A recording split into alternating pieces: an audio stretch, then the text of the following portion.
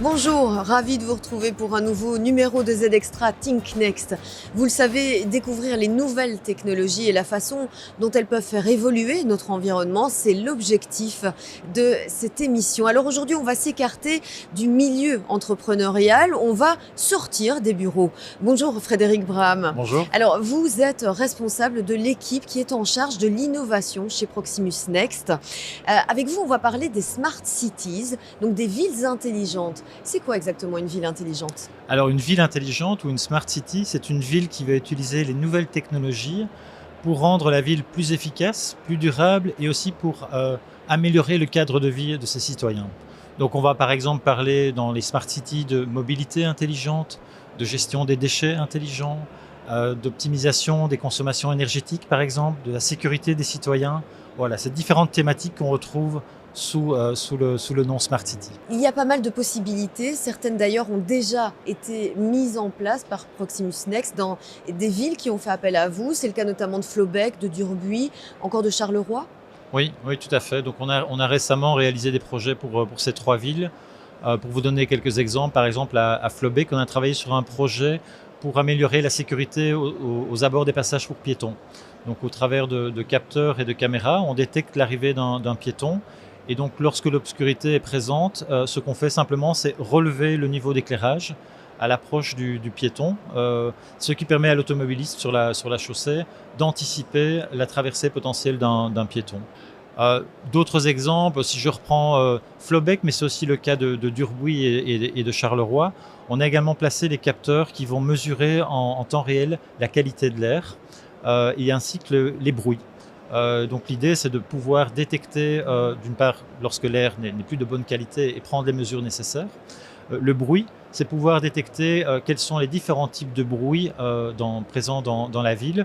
Et lorsque ces bruits sont potentiellement intrusifs ou peuvent gêner le bien-être des citoyens, c'est envoyer des alarmes aux services concernés pour faire stopper telle ou telle activité à certains endroits de la ville, par exemple.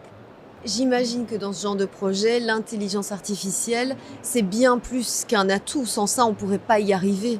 Oui, alors c'est vrai qu'on utilise de plus en plus l'intelligence artificielle. On a des solutions aujourd'hui, je pense par exemple aux caméras intelligentes. Donc ce sont des caméras qui filment en permanence et qui sont capables de détecter des comportements suspects. Et donc plutôt que d'avoir une personne derrière un écran qui visionne en permanence les images, on va avoir une caméra qui va nous lancer des alertes seulement quand c'est nécessaire.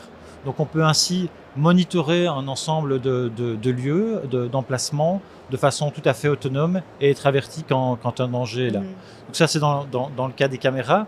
On utilise également l'intelligence artificielle, par exemple, pour tout ce qui est optimisation des consommations d'énergie dans un bâtiment.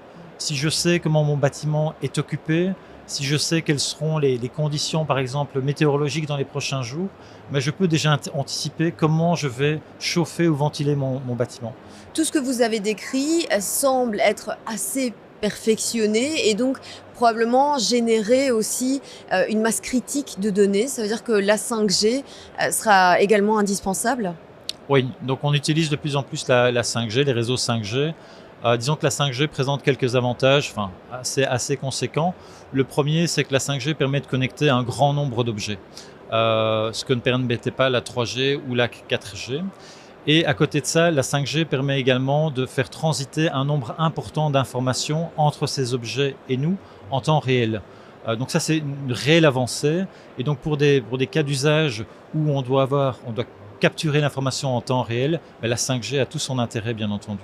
L'autre intérêt de la 5G, c'est dans l'autre sens, lorsqu'on a des capteurs installés sur le terrain et qu'on doit faire des mises à jour de ces capteurs, des softwares qui sont dans ces capteurs, on peut également pousser les mises à jour au travers de la 5G de façon massive vers l'ensemble des capteurs.